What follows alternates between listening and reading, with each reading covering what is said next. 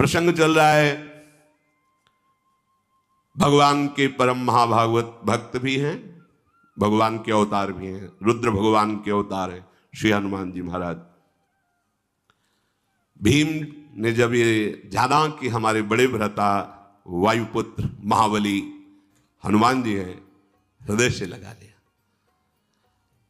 हनुमान जी को बार बार भीम स्पर्श करके प्रफुल्लित हो, महाभागवत है। हर समय हनुमान जी के रोमांच होता रहता है, अश्रु प्रवाह होता रहता है, और कोई न कोई गंधर्व, कोई न कोई ब्रह्म ऋषि भगवान का चरित्र सुनाता रहता है हनुमान जी को। ऐसे महाभागवत अद्वितीय हैं।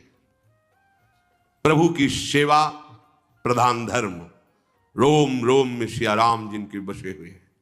यत्र यत्र रघुनाथ कीर्तनम तत्र तत्र कृतमस्त कांजिलम वाष्पवारि परिपूर्ण लोचनम। बड़ी अपार श्रद्धा है महाभागवत। जो हनुमान जी को किसी शक्ति विशेष का रूप देख करके फिर वो ये बात नहीं समझ पाता। महाभागवत प्रेम प्लावित हृदय, हर समय प्रभु के प्रेम में डूबे रहते हैं। इसलिए कदली वन में एकांत, कभी भगवान के चरित्र को सुन रहे हैं, कभी भगवान की नाम कीर्तन में, कभी रूप में, कभी उनके लीला गुणों में डूब करके अशुभ प्रवाह करते रहते हैं। भीम जी बार बार स्पर्श कर रहे तो बहुत सुख मिल रहा है। महाभागवत के स्पर्श से परम सुख मिलता है। भीम जी के भी आंखों से अशुभ प्रवाह हो है, क्योंकि रंग चढ़ता है ना। बार बार हनुमान जी के चरणों में प्रणाम करते, फिर खड़े हो जाते, फिर दर्शन करते, फिर प्रणाम करते। आहा, आज मेरे समान कोई बड़भागी नहीं, भीम जी कह रहे, क्योंकि आज मुझे महाभागवत ज्येष्ठ भ्राता महाबली हनुमान जी का दर्शन हुआ। आपने मुझ पर बड़ी कृपा की, अपना जान करके आपने दर्शन दिया। अब एक प्रिय कार्य आपसे कराना चाहता हूं। मेरे हृदय में जब मैं आपकी चर्चा सुनता तो ये लगता कि मैं अपने भ्राता का वो रूप कब देखूंगा जो लंका में प्रकाशित किया। जिस रूप में जानकी जी के सामने, जानकी जी से कह रहे थे कि आप चिंता न करो, वाल्मीकि रामायण में, ये आपका दुख देख करके कहीं मेरा क्रोध ना उमड़ पड़े। मां, विनाश कर दूंगा इस लंका का यदि क्रोध आ गया, और मैं डर रहा हूं कि कहीं भगवान की आज्ञा का उल्लंघन ना हो जाए। तो जानकी जी ने कहा, यही रखवाले इतने बड़े बड़े हैं कि बेटा आप उनसे पार नहीं पा सकते हो। उन्होंने कहा, मां यदि अपने हृदय में सुख धारण करो तो ये पुत्र आपको। जानकी जी ने, वह अति लघु रूप धरेऊ हनुमाना, पैठा नगर सुमिर भगवाना। एक डाल पे छोटे रूप में जैसे वानर रूप, ऐसे तो जानकी जी सो इतने विकराल भयानक दे। कनक भूधराकार शरीरा समर भयंकर, टांगों के नीचे लंका, वो भयानक रूप। और जब दहाड़ कर दे तो फट जाए आकाश, ऐसा अपार। जानकी जी का छोटा करो, ले सब देख लेंगे, वो भयंकर रूप। मैं एक और प्रिय कार्य कराना चाहता हूं। मेरे हृदय में बहुत समय से है कि मैं अगर कभी अपने भ्राता से मिला तो मैं वो रूप देखना चाहता हूं। मकराले समुद्र को लांग करके लंका में प्रवेश करना, लंका को भस्म करना, मैं वो आपका विकराल रूप देखना चाहता हूं। मुझे बहुत सुख होगा। वैसे हमारी आप पर बड़ी श्रद्धा भी, और आप मेरे बड़े भ्राता भी हैं, तो दोनों से मैं अधिकारी होता हूं। जब श्रद्धा प्रबल हो तो गूढ़ तत्व महापुरुष जन नहीं दुरा सकते। तो मेरी श्रद्धा भी आप पर प्रबल है और मैं आपका भ्राता भी हूं। हनुमान जी हंस पड़े, कहा, भैया नहीं नहीं नहीं नहीं, उस रूप को तुम्हारे देखने की सामर्थ्य नहीं है। कोई भी त्रिभुवन में उस रूप को देखकर धैर्य धारण नहीं कर सकता।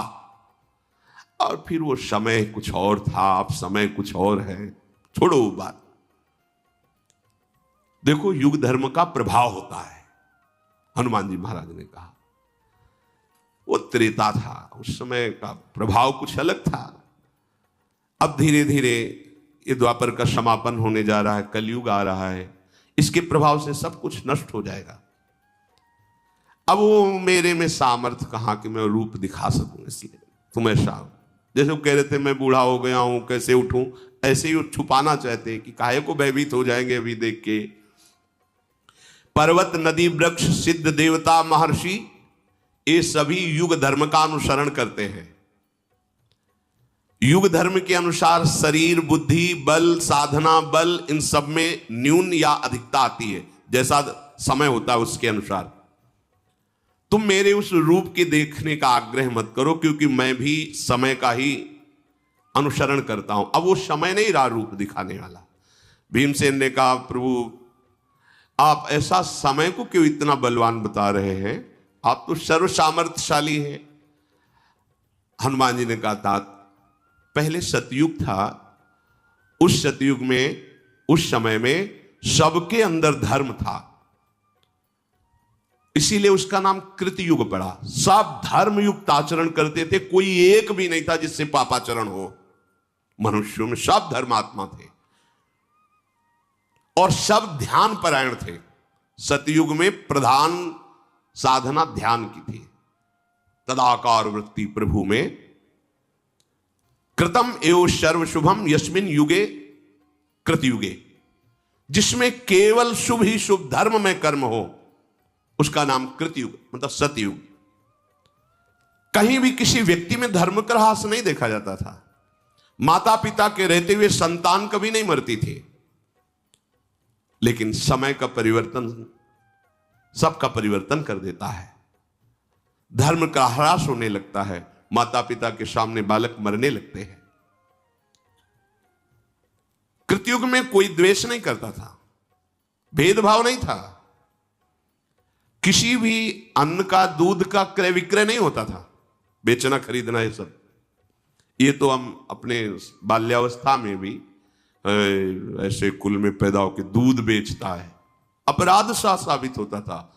गाय का जिससे दूध आदि ये तो व्यवहार में बंटता था। 8-10 जैसे गाय है तो आसपास के 2-4 लोग दूध ले जाना मठा ले जाना, ये ऐसे व्यवहार में, बेचने का नाम नहीं। दूध घी बेचना मतलब एक तरह से न्यून माना जाता था, ये ठीक नहीं है, वो अपने धर्म से नहीं चलता, दूध बेचता ऐसा माना जाता था। इस युग में जो कृतयुग है इसमें कभी किसी को रोग नहीं होता था, इंद्रियों का बल क्षीण नहीं होता था, क्योंकि कोई अधर्म नहीं करता था, कोई दोषों को स्वीकार ही नहीं करता था, किसी में दोष दिखाई नहीं देते थे, कभी किसी को दुख से रोते हुए नहीं देखा गया, सब धर्म परायण। किसी में घमंड नहीं देखा गया, किसी में धर्म विरुद्ध विकार नहीं देखा गया, कहीं कोई कलह विग्रह झगड़ा ये सब नहीं देखा गया। सब योग का आश्रय लेकर परब्रह्म परमात्मा भगवान श्री हरि के ध्यान में निमग्न रहना, सदा सबकी वृत्ति प्रभु में लगी रहती थी, सब प्रभु की सेवा में, सब सनातन धर्म के अनुयायी। अब जब त्रेता लगा तो उसमें एक चरण का धर्म का नाश हो गया। भगवान की उपासना भी त्रेतायाम यजते मखई, प्रधान यज्ञ क्रिया हो गई। पहले में ध्यान, दूसरे में यज्ञ क्रिया हो गई। यज्ञ करना, धर्म करना, सत्कर्म करना, संकल्प करना, वेदोक्त दूसरों को दान करना, ये ऊपर नहीं, ऊपर सब एक ही धर्म में भगवत चिंतन परायण, सब स्वस्थ, कहीं किसी में कोई अधर्म नहीं। लेकिन त्रेता में ऐसा, त्रेता युग में दान तपस्या यज्ञ और धर्मयुक्त आचरण पर क्रियापरायण।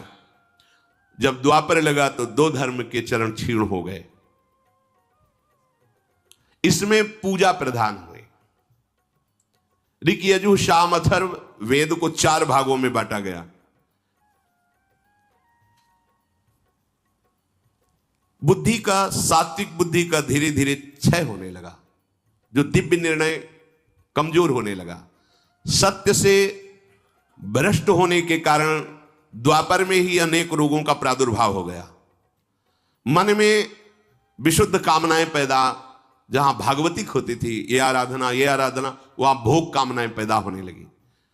बहुत से दैवी और प्राकृतिक उपद्रव शुरू हो गए, रोग आदि शुरू, ये कृतयुग में नहीं थे। अब जो आगमन होगा अभी कुछ दिनों बाद, हनुमान जी कह रहे, क्योंकि भीम से बात करें, ये द्वापर का अंतिम चरण है। ये जो कलयुग आएगा तो इसमें एक ही चरण रह गया, 3 चरण धर्म के नष्ट हो गए। इसमें प्रायः लोग तमोगुणी और रजोगुणी ही रहेंगे। भोग वासना की प्रधानता रहेगी, उपासना की नहीं। तभी तो कोई बिरले। वैदिक सदाचार लुप्त। व्याधि, आलस्य, प्रमाद, क्रोध, हिंसा, दोष, शारीरिक रोग, मानसिक रोग, भूख, प्यास, भय, उपद्रव, ये प्रधान गुण हैं कलयुग के। ये प्रधान गुण हैं। इसमें कलयुग में धर्म का धीरे धीरे पूर्णतया ह्रास हो जाता है। अब किसी को डर लगता है क्या कि मैं किसी महात्मा के विषय में क्या बोल रहा हूं? कुछ नहीं, कोई भय नहीं। पैसा मिले, कुछ भी दिखाना पड़े, कुछ भी बोलना पड़े किसी को भी, कोई भय नहीं। नहीं, तुम्हारे सुकृत जब होगा तो देखा जाएगा, अभी तो मौज में है, अभी तो आ रहा है। बस हमें अपनी भूख मिटानी, अपनी वासना की पूर्ति करनी। उपासना का कोई लक्ष्य नहीं कि जब तक हमें सत्य वस्तु का बोध न हो जाए तब तक किसी पर निर्णय नहीं किया जा सकता। सामने होने पर भी बहुत काल तक हम उसका निरीक्षण परीक्षण करेंगे। यदि अधिकार मिला है फिर उसके बाद सत्य पर पहुंचकर फिर उसके विषय में बोला। युग परिवर्तन होने पर कलयुग से ऐसे सब प्रभावित हो जाते हैं कि केवल सुख सुविधा भोग सामग्री मिले बस। वो कैसे मिले इससे कोई मतलब नहीं, क्या कर रहे हो, क्या धर्म है, क्या धर्म, इससे कोई मतलब नहीं। लोक क्षीण होने लगता है, प्रकृति उल्टा उसे दंड देने लगती है। आम की फसल जब आती थी तो अपने लोग बच्चे थे, झोला लेकर भाग जाते और 1-1 किलोमीटर तक आम के अलग अलग बगीचे होते थे, गांव के पूरे ऐसे बगीचे। 3 बजे उठ करके सुबह भाग के चले जाओ, 10-20 किलो आम फिर ही ले आओ। जैसे 4-5 बच्चे गए, अब रखवाले में बूढ़े दादा है, उनसे राम राम की, और आम बीनने आए होगे, नहीं हम तो अपने बगीचे जा रहे हैं। 4-5 दो उनको बातों में लगाए, 2 बिन लिए, फिर 2-4 भाग में कर लिए और भाग गए। मतलब स्वाभाविक। कहां वो बड़े बड़े वृक्ष, 1-1 गाड़ी आम गिरे, ऐसे वृक्ष, बड़े बड़े वृक्ष कहां रह गए? जितने रसाल हैं, जितने रस वाले जो वृक्ष हैं, जो पूज्य वृक्ष हैं, वो अंतर्ध्यान हो, प्रकृति परिवर्तित होती चली जा रही। जब वर्षा होनी चाहिए तो बूंद नहीं, धूल उड़ रही, और जब फसल पक के तैयार है तब वर्षा हो रही है, सब नष्ट हो रही प्रकृति। क्यों? क्योंकि धर्म का ह्रास। युग का प्रभाव मनुष्य को कमजोर कर देता है। ये आगे जो कलयुग आने वाला है इसमें कोई चिरजीवी नहीं होगा। भारी तपस्या भारा, कितने साल को बोले? 20 साल। क्या बोले? High blood pressure, low blood pressure, 500 sugar, और कितना चाहिएगा बेचारा है? अब तो यार दिखाई दे रहा है, केवल पैंट शर्ट दिखाई दे रहा है, उनमें जान कितनी है तो समझे में नहीं आ रहा है। गांव में जैसे खेत की रक्षा के लिए नहीं धोख खड़े किए जाते थे, ऐसे नजर आ रहे। हाँ, मतलब वो चलते हैं तो बस वो कपड़ा ही हिलता नजर आता है टांगों का। वहां कोई कि भाई यौवन शक्ति से संपन्न तेजो में, ऐसा तो नजर नहीं आता है। क्यों? क्योंकि पिज्जा बर्गर खा करके और नाना प्रकार की कुविचारधाराओं वाले दृश्य देख करके वो अपने आप को खो रहे हैं। उनके अंदर संयम, जितेंद्रियता, पवित्रता, उसका परिणाम यह है कि नए नए बच्चे आकर प्रश्न करते हैं, मैं आत्महत्या करना चाहता हूं, इतना कमजोर हो चुका हूं, इतना ग्लानि से युक्त हो चुका हूं। शास्त्र के द्वारा जब आप संयम से चलेंगे तो आपको दिखाई देगा कि आपका ये शरीर भी स्वस्थ है, आपकी मानसिकता भी स्वस्थ है, आपके विचार आपको प्रसन्न रखेंगे। जब अधर्म होगा तो सबसे बड़ा दंड जानते हो क्या मिलता है? विचार न्यून कर करके उससे नकारात्मक सोच में डाल दिया जाता है। यह पाप का फल है। विकार को जो हमारे हृदय में नाना, उनकी बढ़ोतरी, और विचार जो विकारों को दबाता है वो असमर्थ और निगेटिव चिंतन। निगेटिव, अगर पॉजिटिव चिंतन का भाव अंदर आ जाए तो बिना संपत्ति के आप सुखी रहेंगे। अगर निगेटिव चिंतन बना रहे तो दुनिया की संपत्ति है, पर नकारात्मक सोच वो तुम्हें मारे डाल रही, वो जलाए डाल रही। क्यों? क्योंकि धर्म नहीं है। आप प्रसन्न रहिए, आप देखिए, संतुष्टायन केनवा, आप एकदम खिले रहेंगे। भारी से भारी रोग में आप एकदम आनंदित रहेंगे। न शरीर में न बाहर कोई अव्यवस्था नहीं, और जल रहे हैं। क्यों? क्योंकि अधर्म आचरण हो रहा है तो नकारात्मक सोच करके तुम्हें जला रही है। शत्रुदमन, अब तो हमारे पहले वाले रूप देखने की बात छोड़ दीजिए। भीमसेन ने कहा, अब बहकाइए मत प्रभु, मैं बिना आपका वो रूप देखे संतुष्ट नहीं होऊंगा, आप कृपा करें और मेरे सामने वो रूप प्रकाशित करें। जब भीमसेन ऐसा कहने लगे तो भगवान मुस्कुराए और बहुत जोर से आवाज की, जय श्री राम। दृष्टि अंत ही नहीं नजर आ रहा है कि हनुमान जी का मुखारविंद कहां है। वो भयंकर रूप धारण किया, उनकी लंबाई चौड़ाई ऊंचाई तीनों चीजें नहीं देख पा रहे हैं भीम। कितना चौड़ा शरीर, कितना लंबा, भीम नहीं देख पा रहे हैं। कदली वन को लांघकर गंधमादन घुटनों तक आ गया। गंधमादन पर्वत, ऐसा नहीं है, गंधमादन पर घुटनों तक आ गया। हनुमान बोले बस करें और बढ़ाएं। उनका इतना विशाल स्वरूप दे, लाल आंखें, विकराल दाढ़े, और उनकी श्वास ऐसी चल रही थी जैसे प्रचंड तूफान चल रहा हो। हनुमान जी की श्वास, भौहें तन गई क्योंकि विकराल रूप देखना चाहते थे, और पूंछ को हिलाकर जो फटकारा, ऐसा लगा कि आकाश फट जाएगा, ऐसी आवाज प्रकट हुई। हनुमान जी के सामने जैसे सहस्त्र सूर्य उदय हो गए, ऐसा तेज प्रकट है। पूरे कंचन वरण विराज सुविशा, सुवर्ण में मेरु पर्वत 4 लाख वजन का है, छाती के सामने है, और ऊपर हनुमान जी है। भीमसेन की आंखें बंद हो गई, घबराहट पैदा हो गई। हनुमान जी मुस्कुरा कर कहे कि मेरा ये स्वरूप अभी पूरा नहीं है। इतने में ही तुम्हारा हृदय घबरा गया, आंखें बंद हो गई। मैं इससे दुगना भी बड़ा हो जाऊं, मैं जितनी भावना करूंगा मेरा रूप उतना ही बड़ा होता चला जाएगा।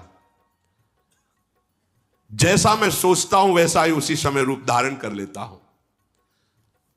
भीमसेन जी ने देखा कि सुमेरु पर्वत को भी लांघ करके ऐसा भयंकर रूप। भीमसेन घबराहट से बैठ गए, मतलब धरती को पकड़, केवल देखने मात्र से। फिर धीरे धीरे हिम्मत की हाथ जुड़े और खड़े होकर कहा, हे महाभागवत, मेरी अब सामर्थ्य नहीं है, आप अपने रूप का स्मरण कीजिए, मैं इस रूप को नहीं देख पा रहा हूं। घबरा गए जैसे अर्जुन जी, प्यारे लाड़िले कृष्ण सारथी बने बैठे हैं, हे कृष्ण, हे सखे, ऐसे बात करते हैं। तो बताते बताते फिर कहा, देखो मैं कौन हूं जो अब समस्त दिशाओं को आच्छादित करके विकराल वो, आप कौन है प्रभु? बोले, बढ़ा हुआ काल का भी महाकाल। ऐसे अर्जुन पसीना पसीना कांप गए। तुम्हादि देवा पुरुषा पुराणा तुमस्य विश्वस्य परम निधानम वितासि वेद्यम परमम च धाम त्वया ततम विश्वमनंत। कांप रहे अर्जुन, महाबली अर्जुन, दिव्य गांडीव धनुषधारी, दिव्यास्त्र वेत्ता, भगवान के रूप को देखकर कांप रहे हो। कह रहे संवरण कीजिए, मेरी सामर्थ्य नहीं कि मैं आपको देख पाऊं। ऐसे भीम जी हनुमान जी से, प्रभु मेरी अब नेत्रों में सामर्थ्य नहीं रहेगी कि मैं आपके स्वरूप को देख सकूं। अप्रमेय ये पर्वताकार शरीर। तो जब समुद्र लांघे थे तो हनुमान जी को एक बाल्यावस्था में विनोद में साप मिल गया था। इनका स्वभाव ही था, इधर मारा वो वृक्ष टूटा, इधर तो ऋषि का आश्रम सब विध्वंस हो गया था। खेल खेल में कोई गुस्सा नहीं। तो उन्होंने कहा कि जब तुम्हें तुम्हारे बल की कोई याद दिलाएगा तब तुम्हें आएगा, नहीं तुम अपने बल का विस्मरण। ऐसा जब समुद्र पार होना तो चुपचाप शांत खड़े, सब अपनी अपनी बातें कर रहे थे। जामवंत जी ने देखा हनुमान जी पर, कहा चुप साध ही रहा बलवाना, आप तो कुछ बोल ही नहीं रहे हो। अरे आपका अवतार ही हुआ है भगवान की सेवा के लिए, आप मौन धारण, जब होश दिलाएगा तब। जेहगिर चरण दे हनुमंता, चले सुगा पाताल तुरंता। मारा ठसक तो पर्वत पाताल को चला गया। जिम अमोघ रघुपति कर बाना, यही भांति चले हनुमाना। जैसे भगवान की सारंग धनुष से छूटा हुआ बाण अमोघ, ऐसी गति हनुमान जी की। हम ऐसे स्वामी के सेवक हैं, ये लाड़िले तो हैं ही, पर ये इसीलिए सम्यक शास्त्रों का ज्ञान होना चाहिए। सेवक वाणी की फल स्थिति में लिखा हुआ है, सेवक वाणी जू अति अगाध मत गूढ़, बिरलो कोई समुझई हित मार्ग आरूढ़, हित मार्ग आरूढ़ भाव भागवत मिले सब, चार वेद सुस्मृत जो चार अवगाह ले जब, तब पावे सेवक हृदय। नहीं तो लगेगा कि अरे महावर लिए प्रियाजू के सामने खड़े हैं, कैसे भगवान, ये वही भगवान है जिनको काल देखकर भी थर्रा जाता है। यशोदा जी छड़ी लेके डांट रही हैं, रो रहे हैं, कैसे भगवान है? ये वही भगवान है जिनकी भ्रकुटि विलास सृष्टि लय हुई। सेवक जी कहते हैं राधा वल्लभ भजत भज भली भली सब होए, भीर मिटे भट जमन की भय भंजन हरि सोए। ये भय भंजन हरि सोए भरम भूले भटकत कत, ये लाडले फूलों से खेल रहे हैं, लेकिन है कौन?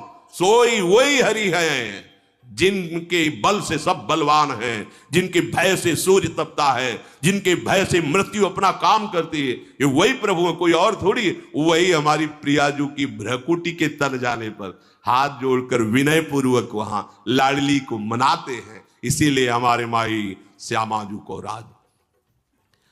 प्रभु श्री भीम जी बोले, मेरे मन में एक बात आ रही है कि इतना महान बल, इतने महान आप हो, और आपने रावण को मारा नहीं। ये रूप देख के तो लगता है कि प्रभु कोई आपके सामने नहीं टिक सकता। फिर भगवान श्री राम को प्रयास करना पड़ा मारने के लिए।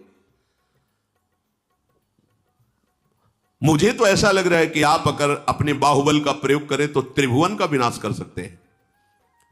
मारुति नंदन, अपनापन करके मैं पूछ रहा हूं कि आप समर्थ होते हुए रावण को क्यों नहीं मारा? सियाजू को क्यों नहीं वापस ले आए? भीम के ऐसा कहने पर कपिश्रेष्ठ हनुमान जी मुस्कुराते हुए बोले, सेवक का परम धर्म है कि स्वामी का यश हो, ऐसे ही कार्य करना चाहिए। बड़ी गूढ़ बात, ज्ञानी नाम अग्रगण्यम। सेवक का परम धर्म है ऐसे ही आचरण करे, बर्ताव करे, जिससे उसके स्वामी का यश हो। तुम ठीक कह रहे हो, ये अधम राक्षस रावण मेरे सामने भुनगे के समान था, मैं उसे ऐसे पीस सकता था ऐसे, किंतु संपूर्ण लोकों में मेरे स्वामी की कीर्ति में बाधा पड़ जाती। हाँ, रावण ने सियाजी चुराया और हनुमान जी वापस सियाजी को लाए और रावण का विनाश किया, ऐसा नहीं, स्वयं मेरे प्रभु ने विनाश किया। ये सेवक की चतुराई।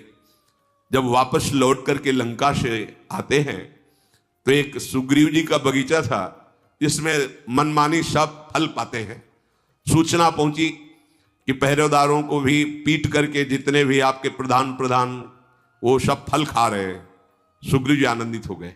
बिना रामकाज किए उस फल नहीं खा सकते थे हमारे सेवक जन, इसका मतलब रामकाज हो गया। किसने किया? बोले मारुति नंदन हनुमान ने। सामने देखा आ रहे, मुख प्रसन्न तन तेज विराजा, समझ गए कीनेस रामचंद्र कर काजा। बड़ा स्वागत।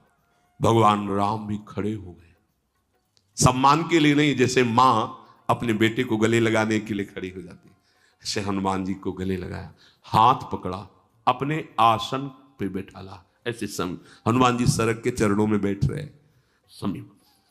रावण के द्वारा सुरक्षित लंका में प्रवेश करके वहां विध्वंस मचा देना, वाह! हनुमान हृदय को शीतल कर बोले, नहीं प्रभु नहीं, ये तो आप विनोद कर रहे, ऐसा नहीं।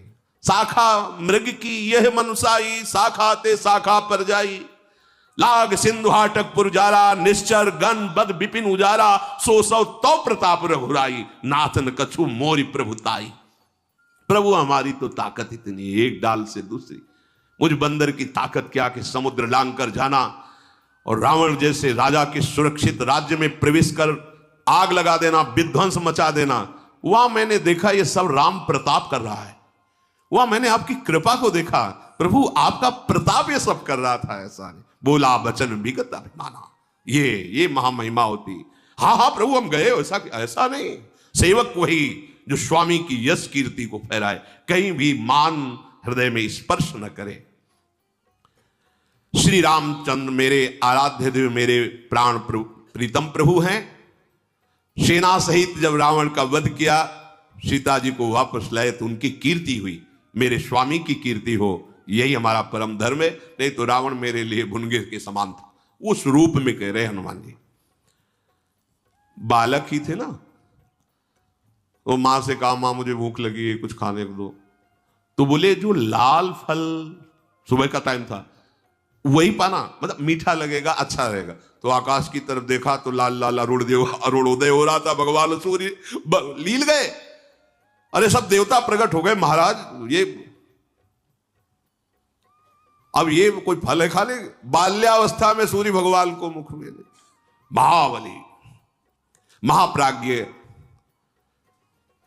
तुम अपने भाई का प्रिय एवं हित करने में तत्पर रहो। हनुमान जी ने भीम से कहा, वायु देवता सदैव तुम्हारी सुरक्षा में है, तुम उनके पुत्र हो। मैंने इसलिए यहां रोका है कि आगे सौगंधिक वन ये दिव्य देवताओं द्वारा, बड़े बड़े ऋषि मुनियों द्वारा सेवित है। कहीं ऐसा ना हो जाए कि तुम्हारे द्वारा अपराध बन जाए, कोई ऋषि शाप दे दे। और तुम जिस फूल के लिए आए हो वो फूल का ये रास्ता है, यहां से सरोवर मिलेगा, शास्त्रों फूल है, बलवान हो तुम ले सकते हो जाकर, पर इस मार्ग से मत जाओ क्योंकि यहां तुम्हें साप मिल सकता है। जब किसी देव वन में प्रवेश करे तो वहां मंत्र जाप करते हुए और नमस्कार मुद्रा में प्रवेश करे। तुम यहां ना मंत्र जाप कर रहे थे, ना नमस्कार मुद्रा थी, बल ऐसा नहीं। आगे जो देव मार्ग में ऐसे नहीं चल, जैसे गुरुजनों के पास जैसे जाया जाता है, उनकी डेहड़ी से हाथ जुड़ गए, ग्रीवा झुकी, बिल्कुल दैन्य एक तिनके के समान दासत्व भाव लेकर जाया जाता है। ऐसा थोड़े कि वहां और थोड़ा हिड़ा के छाती ऐसे के हमें क्या कमी, ऐसा नहीं। जितना झुकोगे उतना उठ जाओगे और जितना उठोगे उतना झुक जाओगे। ये ऐसे दरबार है आराध्य देव का, गुरुदेव का, महापुरुषों का। यहां जितना झुकोगे उतना उठ जाओगे और जितना उठोगे उतना झुक जाओगे। बस देखना है। ये जो तुम दुस्साहस कर रहे थे ठीक नहीं है, हनुमान जी ने बताया। धर्म का पालन करो, स्वधर्म में स्थित रहो, श्रेष्ठ मार्ग पर चलो। धर्म को जाने बिना कोई भी कार्य नहीं करना चाहिए, पहले जानना चाहिए कि धर्मयुक्त है मेरे लिए कि नहीं। हे भीम, मैं तुम्हें बता देता हूं कि बिना ज्ञान वृद्ध महापुरुषों की सेवा किए बृहस्पति जैसे विद्वान के लिए भी तत्वबोध होना बहुत कठिन है। हनुमान जी महाराज कह रहे हैं, ना ही धर्मज्ञ विज्ञाय वृद्धानुपसेव्य च धर्मार्थी वेदितुम शक्यो बृहस्पति समैरपि। बृहस्पति के समान ज्ञानी हो तो भी उसे तत्वबोध नहीं हो सकता जब तक वो ज्ञान वृद्ध तत्वबोध प्राप्त किए महात्मा का। इस मार्ग में, भगवत मार्ग में अवस्था का सम्मान नहीं होता, स्थिति का सम्मान होता है। 16 वर्ष की अवस्था सुखदेव जी की है, 10,000 वर्ष तपस्या करने वाले महात्मा सब खड़े हो गए। उसमें भगवान श्री कृष्ण द्वैपायन व्यास जी भी हैं, वशिष्ठ जी भी हैं, बड़े बड़े महापुरुष सब खड़े। भगवान व्यासदेव जी के पिता श्री पराशर जी भी हैं, सब खड़े हो गए। क्यों? सुखदेव जी गर्भ से ही बोध संपन्न महापुरुष है, गर्भ से ही महान वैराग्य युक्त है। तो यहां वयोवृद्ध नहीं, ज्ञान वृद्ध, जो तत्वबोध प्राप्त किए। अभी मालूम आपको दिखाई दे रहा है कि वो 25 वर्ष की अवस्था का है, लेकिन पूर्व में उसकी कैसे भजन शैली पूर्व जन्म में रही। जैसे जड़ भरत रूप में जन्मने में ही वो 5वीं भूमिका में ही जन्मे, ज्ञान की 5वीं भूमिका में भी जन्म, उनका जन्म ही हुआ जब, तो 5वीं भूमिका में थे ज्ञान की। अब अवधूत जड़वत स्थिति उसी समय से। अब कोई कहते हैं जन्म पूर्व में हुआ है ना भजन, गंडकी नदी में पहले भरत रूप में भजन हुआ, फिर हिरण रूप में भजन हुआ, परिणाम हुआ, अब तीसरा जन्म हुआ तो बोध संपन्न महापुरुष, ज्ञान की ऊंची भूमिका में विराजमान महापुरुष। तो उसमें अवस्था नहीं देखी जाती, स्थिति। यहां हनुमान जी महाराज कह रहे हैं कि ज्ञानवृद्ध महापुरुषों की सेवा किए बिना बृहस्पति जैसे विद्वान के लिए भी तत्वबोध होना संभव नहीं है। अर्थात जो बोध प्राप्त किए हुए महात्मा जन हैं, उन सेवा का तात्पर्य होता है उनकी आज्ञा में। आज्ञा शमन सुसाहिब सेवा, उनकी आज्ञा के अनुसार चलने स्वयं तत्वबोध हो जाएगा, ये कराना नहीं पड़ता। ध्यान मूलम गुरु मूर्ति, पूजा मूलम गुरु पदम, मंत्र मूलम गुरु वाक्य, मोक्ष मूलम गुरु कृपा। उनकी कृपा से तत्वबोध स्वाभाविक हो जाता है, भगवत प्रेम स्वाभाविक बढ़ने लगता है, बस उनकी आज्ञा पे चलना है। तदनंतर श्री हनुमान जी महाराज ने भीम की प्रार्थना से अपने स्वरूप का संवरण किया और भीमसेन तत्काल जो घबराहट हुई थी, भय हुई थी, उससे मुक्त हुए। बड़ा आनंदमय अनुभव हुआ। महाबलशाली भीमसेन को हनुमान जी के दर्शन से और संभाषण से ऐसा अनुभव हुआ कि आज मैं परम पवित्र हो गया हूं। अब मेरे समान कोई भाग्यशाली या महाबलवान नहीं है, क्योंकि जिसके भ्राता ऐसे महान भागवत और महान बलशाली। हनुमान जी ने अपने प्रेम भरे नेत्रों से गदगद वाणी से भीम से कहा कि भीम, अब तुम वापस चले जाओ और बातचीत के प्रसंग में कभी किसी को मेरे इस स्थान का परिचय मत देना। मैं इस स्थान पर रह रहा हूं ऐसा किसी से मत कहना। अब तुम्हें जो प्रिय हो मांग लो, क्योंकि मेरा दर्शन व्यर्थ न जाए। कोई वरदान जो तुम्हें प्रिय हो। कहा, प्रभु मुझे अपने बड़े भाई कहने का सौभाग्य आपको मिला, इससे बड़ा वरदान मैं क्या मांगू। और मैं ये जानता हूं कि आपके बल से जो मुझे प्राप्त करना है वो सब मैं प्राप्त कर लूंगा, अर्थात धृतराष्ट्र के पुत्रों का वध और सिंहासन पर, ये तो आपकी कृपा से मैं प्राप्त कर लूंगा। पर आपकी जो इच्छा हो, मेरी इच्छा कोई नहीं। मेरी तो यही सौभाग्य कि आप हमारे बड़े भ्राता हैं, कहने का सौभाग्य मिला। हनुमान जी ने भीमसेन पर बहुत प्रसन्न होकर कहा,